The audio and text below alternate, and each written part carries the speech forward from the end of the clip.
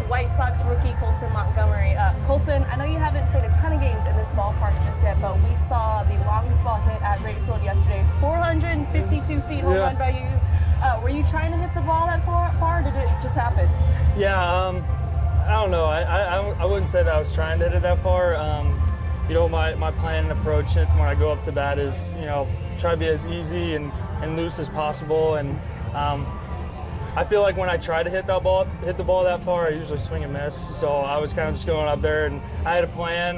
Marcus and Joel, they kind of put together a plan for me. So, when I go up there, I'm just trying to touch the ball, because I don't know. I feel like when I touch the ball, I'm loose, I'm easy, I'm not really trying to do too much. And I knew I hit it pretty well, but I didn't know it was going to go that far.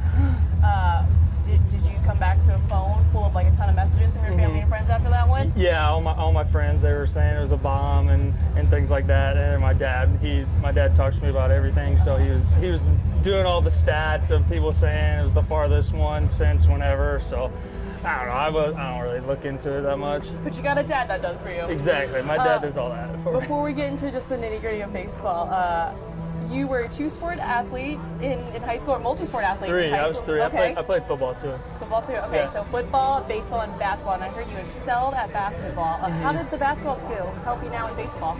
I just think, when you play shortstop, it's a premium position, so you got to be able to be agile and be quick and things like that. So I feel like basketball kind of helped with just my athleticism all around, just because I'm a bigger shortstop too. 6'4", 6'5", not many shortstops are that big. So I just think my background with being athletic and playing basketball really helped with that. Now, you shoot left, but you throw right. Yes. Tell me how did that develop? Yeah, I always threw right growing up, throw baseball right-handed, throw football right-handed, and then when I was starting shooting basketball when I was a little kid, I would follow through with my left hand, and my dad would always be like, no, you need to follow through with your right, because I threw right-handed, so he thought I would shoot right-handed, and then I just kept doing it with my left, and he was like, oh, I guess he's a lefty. So I get asked that all the time, and everybody always is kind of amazed by it, I guess. It's just normal to me. Athleticism, at its finest. Yeah. White Sox right now have an MLB best 40 home runs since the All-Star break. You've hit 9 home runs this season. What have you learned in terms of being aggressive at the plate while also being patient when you're trying to chase those big hits? Yeah, it goes back to our preparation and our plans that we go through during the day of what the pitcher has and the scouting reports. So I'm big on just not really trying to do too much at the plate.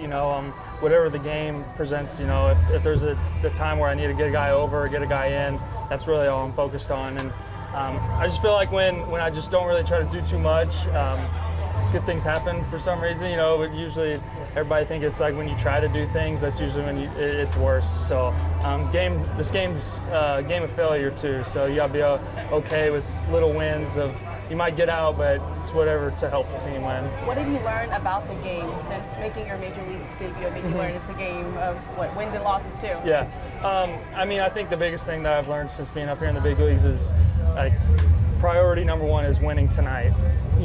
Minor leagues, you're at the same place for 6 games, and it's kind of just whatever, but it's like here, it's like we're just trying to win tonight. So it kind of just makes things easier on us too, and kind of sets our priorities straight, because these are the best of the best guys. We can't be thinking about winning the series without winning the first game. So I think everybody here, our coaches have really prepared us well with that, and kind of simplifying things, and I think that's why we've been playing pretty good, and offensively been doing good as well. What's key to getting consistent power at the plate? I think it's got to be somewhat God-given, you got to be big and strong, but it's just more squaring up the ball more than not, so usually when guys are free and easy at the plate and they don't really try to swing hard is when you normally do hit the ball hard, because they usually say a tight muscle is a slow muscle. So, you want to be loose, you want to be free and easy in the box. Your time in Arizona, where you maybe got to reset a little bit, get that one-on-one work about your swing, how valuable was that time period for you? Yeah, it was extremely valuable. Learned a lot about my swing, about me as a person, and everything like that with Ryan Fuller. He kind of put me through this whole mental skills meetings and things like that. So And then just the background of the swing, it really just helped with, if I feel something that's not right, I know what I can go to in my work that kind of gets me back to feeling neutral, you know. So because when you're at the plate and hitting BP, we swing so much that you can kind of try and search for new things. So I just try and keep it as simple as possible and do my routines and some of my drills that I do that really just get me back to center. You said you learned a lot about yourself as a person. What did you discover about yourself during that time period? I kind of discovered that I was probably a little too hard on myself. Okay.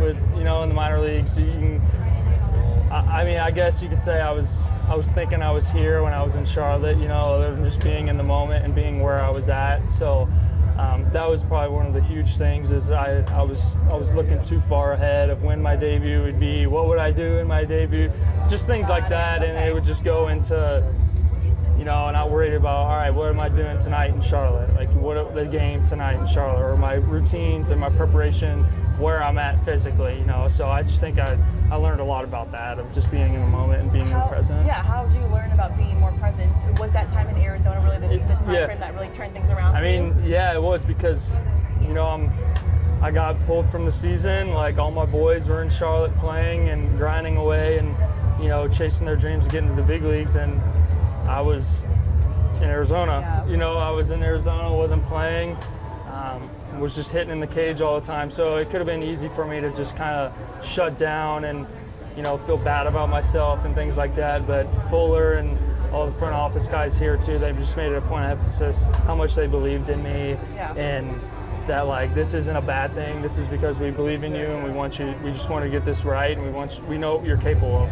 I was going to ask you, what does it mean to you to have people within this organization still believe in you, especially during that tough time period? It sounds like, too. I mean, it's a lot. You know, that might happen, and you could just think, oh, they don't want me anymore. They're doubting me. They don't believe in me. Other than, I was like, no, like, they're taking this time to pull me out, put me with one of the best guys, and just one-on-one work whenever we're ready. I'll come back to the season. So it was an awesome experience. Sounds like you got a lot of great perspective from that time period as well. I got. And the hard work is paying off now, clearly. It's paying off, yeah. You know, there's always room for improvement, and totally. You know, this is a game of adjustments as well. So you just gotta be on go every single night and ready to go. How has your confidence level grown since making your major league debut on July 4th? Yeah, July 4th. I don't know. I feel like I've always been a confident guy, and so I've always told myself that I'm a big leaguer. Even in the minor leagues, you know, I feel like you have to do that, and if you don't, you're kind of selling yourself short. And it's like, if you ask the best athletes in the world, I mean, I don't think they would not believe in themselves. You know, that I feel like that's half the battle. And so I've just been telling myself that from day one. And when I got up here, I just felt like, I was like, yeah, this is where I belong. And I've been having fun. Feels like we've seen a big difference in this offense since the All-Star break. I mean, how does it feel to be in this lineup when things are clicking like that? Yeah, I mean, it's special. It's like what some of these guys always say, is hitting is contagious. Right. You know, if one guy gets a hit, it's like next guy gets a hit, and that's usually what really good teams do, is once a guy starts it or hits a big homer or anything like that, it kind of gets the guys fired up. And it's very fun and special to play with this group of guys. Especially, we got a mixture of a lot of really young guys and then some older guys. Obviously, a lot of young guys on this team, but it seems like you guys are getting more and more comfortable in the big leagues right now. I mean, tell Sox fans, you know, what's brewing in this clubhouse, and why should they be excited for the future, especially with Will Venable? Yeah, I mean, we got a really young group, and I bet a lot of people have seen us through the minor league system and things like that. So, I mean, I feel like the more and more we play in each game that we play, the more comfortable and the more confidence we get in ourselves and as a team. So, I mean, I think it's something people should be very excited about. You know, it's kind of everybody can talk about a lot about last year and how things were, and it's just totally different. You know, the page is turned. Like, we turned that in spring training, and I don't know. I just feel like we're improving every single night, even if we lose or even if we win. Last two questions for you. Tell me what it's been like playing for Will Venable. Yeah, he's the man. He's the most encouraging guy that I feel like I've ever been around with coaching staff. You know, if something happens, like he's the first one to tell you like you're good, like you got him, or you like worry about the next thing, you know. So I don't know. He's very good with communicating with all of us too, with what we need to be doing and what he likes, what he doesn't like, you know, and things like that. So because like I said, this game was all about adjusting. So he's very good at communicating with all of us. What's been your favorite thing about playing here at Wright Field? I mean, it's easy. I think it's the fans. You know, when the fans come out and gets a little rowdy, and then when the fans get involved, you know, it fires us up. You know, so we love when the fans get loud and things like that. So it's very motivating to play in front of a crowd like this. Colson Montgomery, thanks for the time. Good luck tonight. Yep, thank you.